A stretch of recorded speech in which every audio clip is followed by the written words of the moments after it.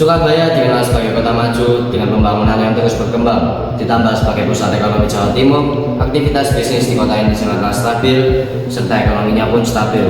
Namun kemajuan ini nyatanya belum dirasakan oleh semua warga Surabaya. Kali ini kita akan melihat ke Surabaya bagian timur, tepatnya di Pakuan City dan Kalisari Damen. Dua wilayah yang berdampingan, namun nyatanya tampak jelas ketimpangan. Pakuan City menjadi salah satu kawasan elit terbesar di Surabaya Timur. Fasilitasnya lengkap, mulai dari pusat perbelanjaan, sekolah internasional, hingga lingkungan yang nyaman.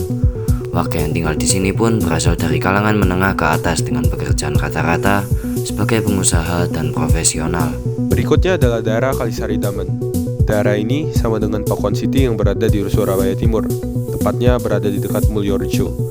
Membahas ekonomi di sini, kebanyakan warga membuka usaha seperti warung-warung kecil, toko kelontong, dan tukang sayur yang bisa kita temui setiap hari. Mayoritas warga di sini hidup dari usaha-usaha kecil seperti itu, dan ada juga yang bekerja sebagai pemulung.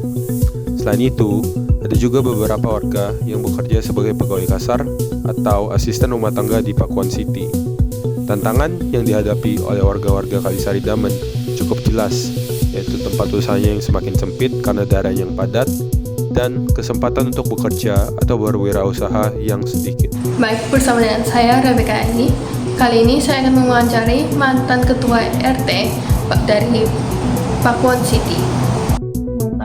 Ya, saya akan perkenalkan diri saya Adi Surendra, mantan ketua RT 04 Pilaroya beberapa periode.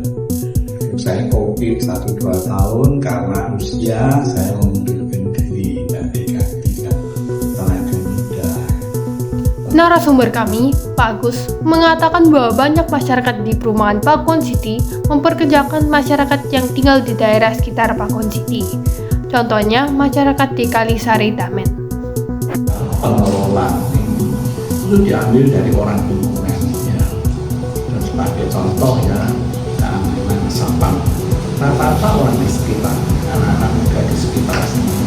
Yang kedua yaitu untuk bukan cabut rumput, bukan siram, bukan potong pohon dan lain sebagainya itu pada umumnya demikian.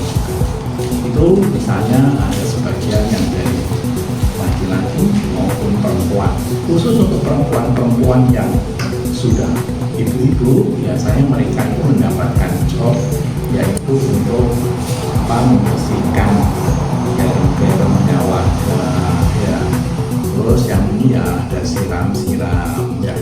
Masyarakat Pakuan City, terutama pengelola Pakuan City Mall, juga memperkerjakan kalangan muda lulusan SMA sebagai cleaning service maupun pegawai di Shanghai Park. Dari pengurus RT sendiri, yang kebetulan yang di RW 3 ini ada 6 RT, itu setiap tahun itu melakukan yaitu yang namanya iuran kita, dari iuran warga ini kita berikan kepada mereka dalam bentuk paket maupun dalam bentuk uang. Kepengurusan RT RW di daerah Pakuan City juga memberikan bantuan dalam bentuk pengadaan medical check up gratis, bantuan sembako maupun santunan hari raya. Bentuk kepedulian ini sejalan dengan sila kedua Pancasila, yakni kemanusiaan yang adil dan beradab. Namun, menurut Pak Agus, bantuan yang diberikan oleh warga Pakuan City lebih banyak dalam bentuk income. Dan income ini membuat mereka merasa bermartabat. Mereka mempunyai pekerjaan, mereka dibutuhkan, ya. Dan majikan itu menghargai mereka. Ya. Jadinya secara kesimpulan, hubungan antara warga Pakuan dengan warga yang di sekitar di luar Pakuan itu dianggap akrab. Ini ya, mereka saling membutuhkan. Ya, kita tidak bilang akrab, ya, karena akrab itu istilahnya kan boleh dibilang kita mengenal mereka semuanya, ya. Ini tidak. Ini mereka saling membutuhkan, ya. Perbedaan yang mencolok dari kedua daerah ini menjadi suatu hal yang memprihatinkan bagi Surabaya sebagai kota pusat Jawa Timur.